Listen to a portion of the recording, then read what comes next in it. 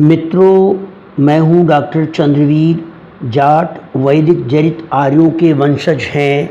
इस विषय के प्रस्तुत किए गए 9 भागों में ऋग्वेद की ऋचाओं के प्रमाण से जाटों के ऋग्वैदिक कालीन पूर्वज यानी जरितों के गुण कर्म स्वभाव, उनकी सामाजिक और राजनीतिक स्थिति तथा धार्मिक प्रवृत्ति पर प्रकाश डाला गया है। इस विषय क्रम के 10वें भाग में यजुर्वेद की ऋचाओं के साक्ष्य से जरितों की उत्तर वैदिक कालीन स्थिति पर चर्चा करेंगे, परंतु चर्चा से पहले ऋग्वैदिक और उत्तर वैदिक कालों के बीच के अंतर को संक्षिप्त में जानना आवश्यक है।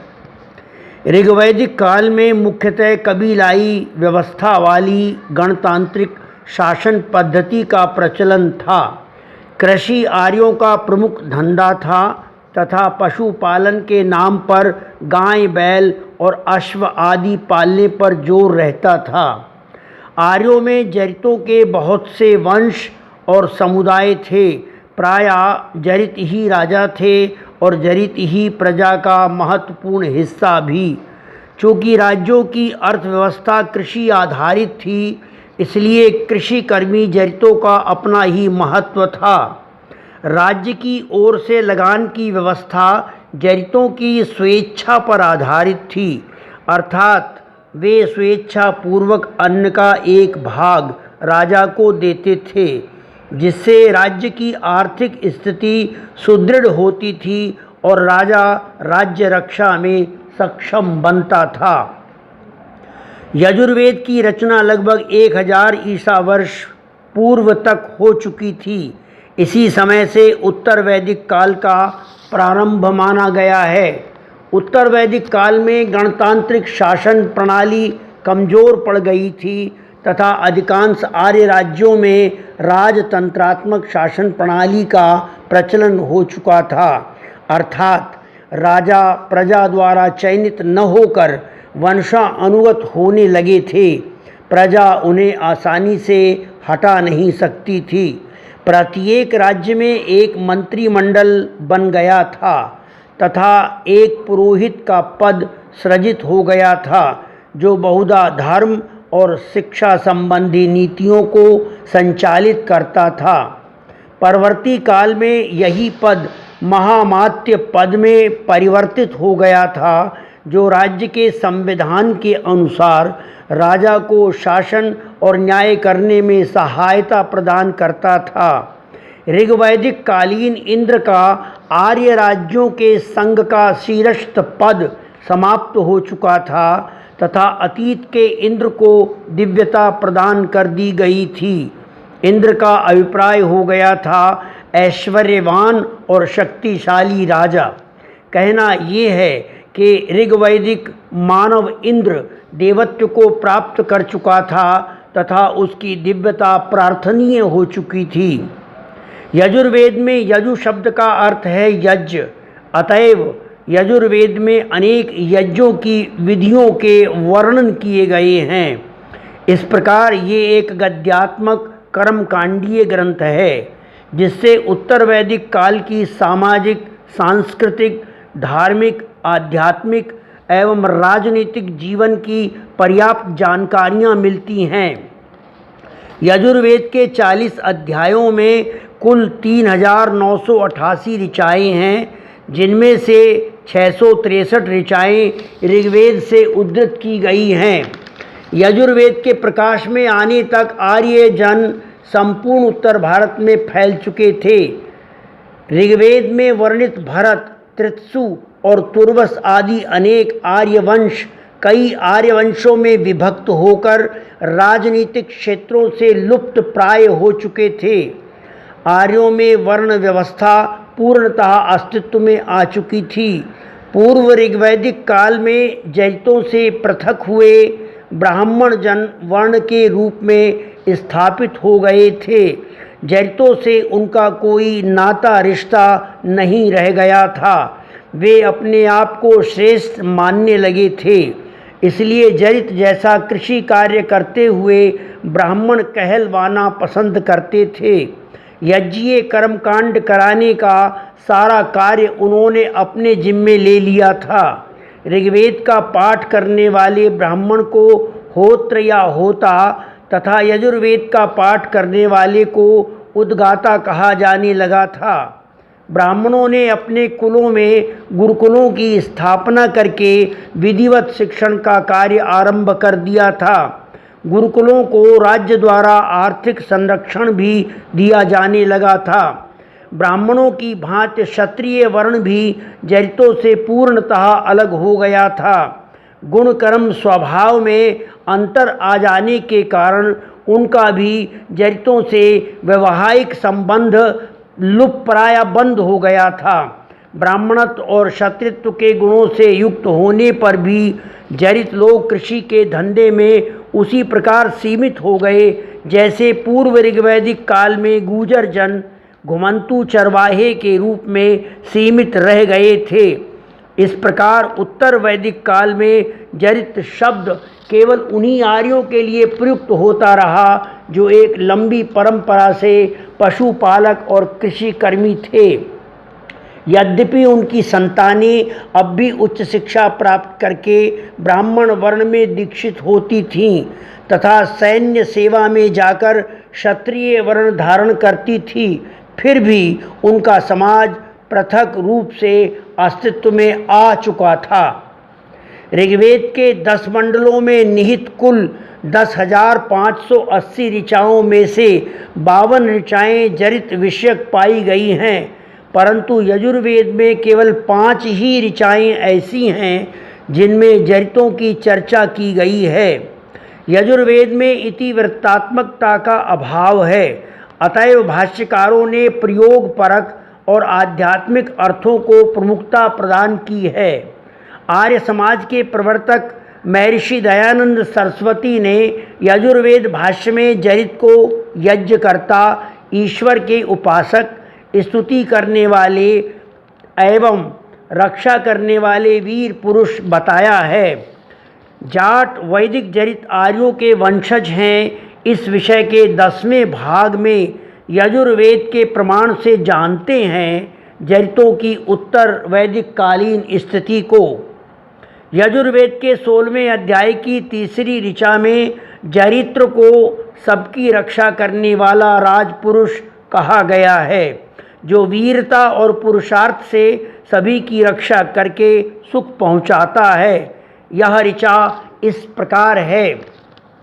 यामिषुम गिरिशंत हस्ते बिभर्षय स्त्वय शिवाम जरित्रताम कुरु मां हिंसी पुरुषम जगत।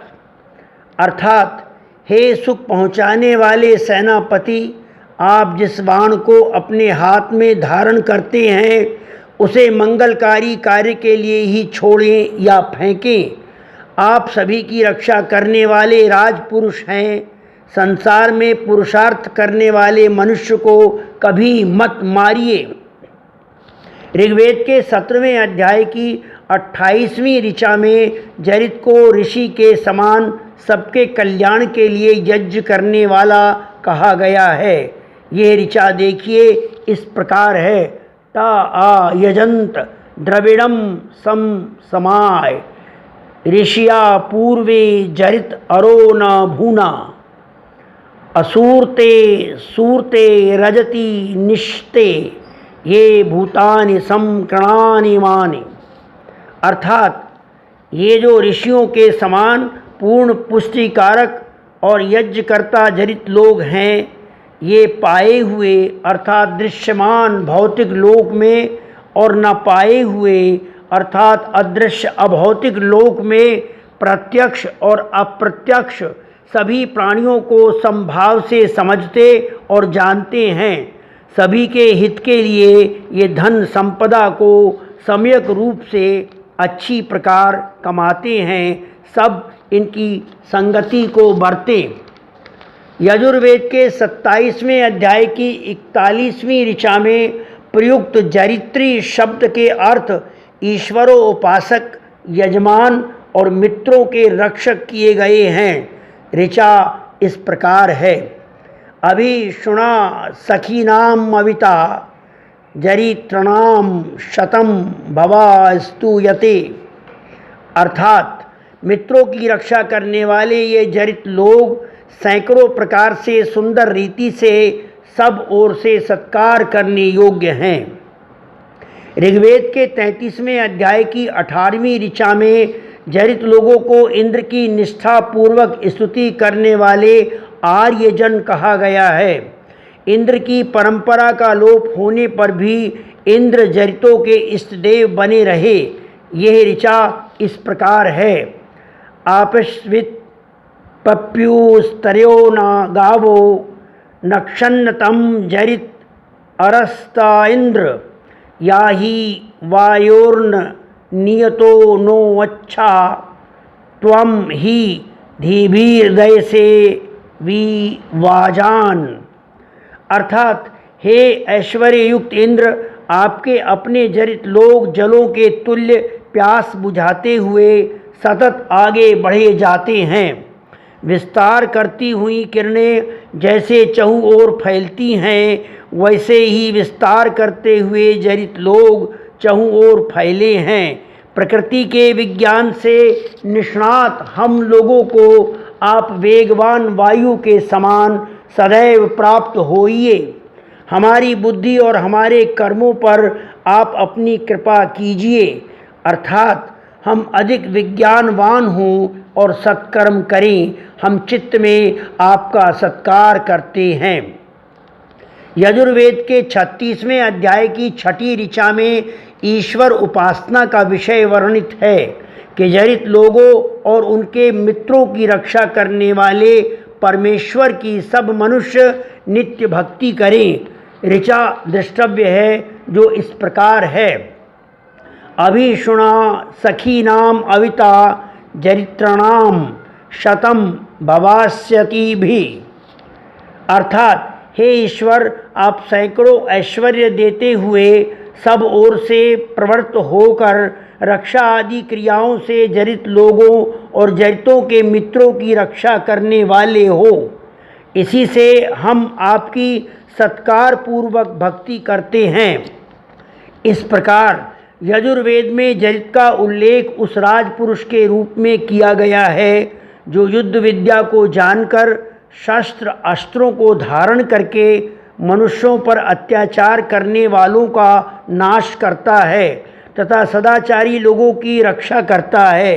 जरित को यजमान शब्द से अभिहित करके उसके आचरण को ऋषि के तुल्य बताया गया है। इंद्र जरितों का पितर या पूर्वज है।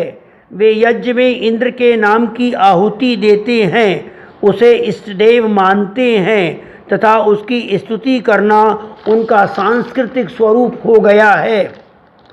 यजुर्वेद की ऋचा से ये भी ज्ञात होता है कि उत्तर वैदिक काल आते आते जरित लोग उत्तरी भारत में चारों तरफ दूर दूर तक जा बसे थे तथा उनकी संख्या बढ़ गई थी।